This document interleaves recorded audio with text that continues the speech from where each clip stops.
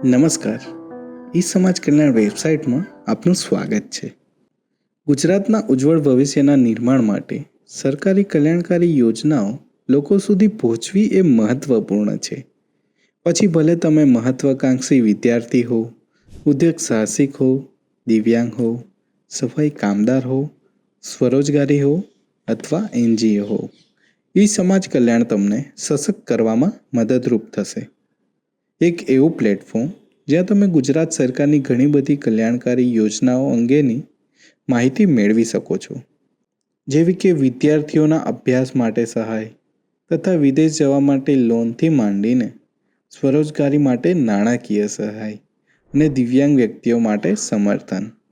ઈ સમાજ કલ્યાણ દરેક જાતિ જેવી કે અનુસૂચિત જાતિ, વિકસતી જાતિ અને સામાન્ય જાતિના ઉત્થાન માટે નિયત કરવામાં આવેલ તકોની વ્યાપક સૂચિ પ્રદાન કરે છે. તો ચાલો હવે આપણે ઈ સમાજ કલ્યાણની વિશેષતાઓ વિશે જાણીએ. સૌપ્રથમ ઈ સમાજ કલ્યાણની isamaajkalyan.gujarat.gov.in વેબસાઇટ પર જવું. અહીંયા તમે હોમ સ્ક્રીન પર જોઈ શકો છો કે આ યોજનાનો લાભ લેવા માટે અરજદારે 4 સ્ટેપમાં અરજી કરવાની રહે છે.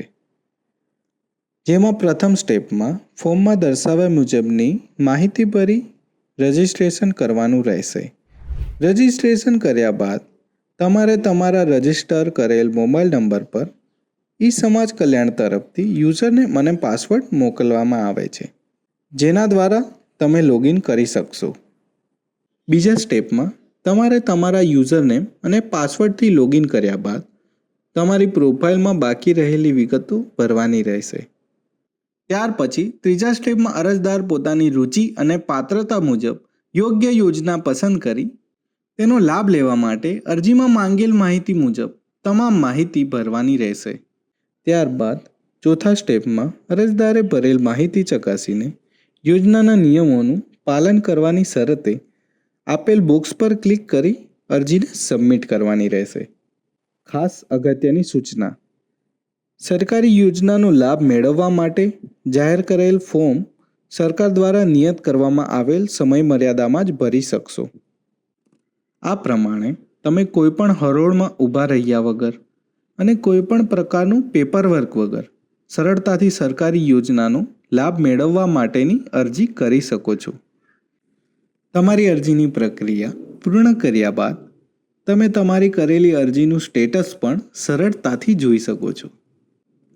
આ પ્રક્રિયામાં ક્યાંય પણ તમને અડચણ અથવા મુશ્કેલી ઉદ્ભવે તો તેનું માર્ગદર્શન આપવા માટે માર્ગદર્શિકા અને વિડીયોઝની સહાય પણ તમે હોમ સ્ક્રીન પરથી જ મળી રહેશે.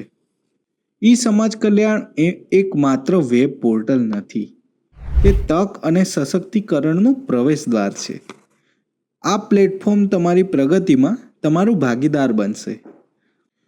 વધુ જાણકારી માટે આજે જ ઈ સમાજ કલ્યાણ વેબસાઇટની મુલાકાત લો અને જાણો કે કેવી રીતે સરકારી કલ્યાણકારી યોજનાઓ તમારી આકાંક્ષાઓને વાસ્તવિકતામાં પરિવર્તન કરી શકે છે.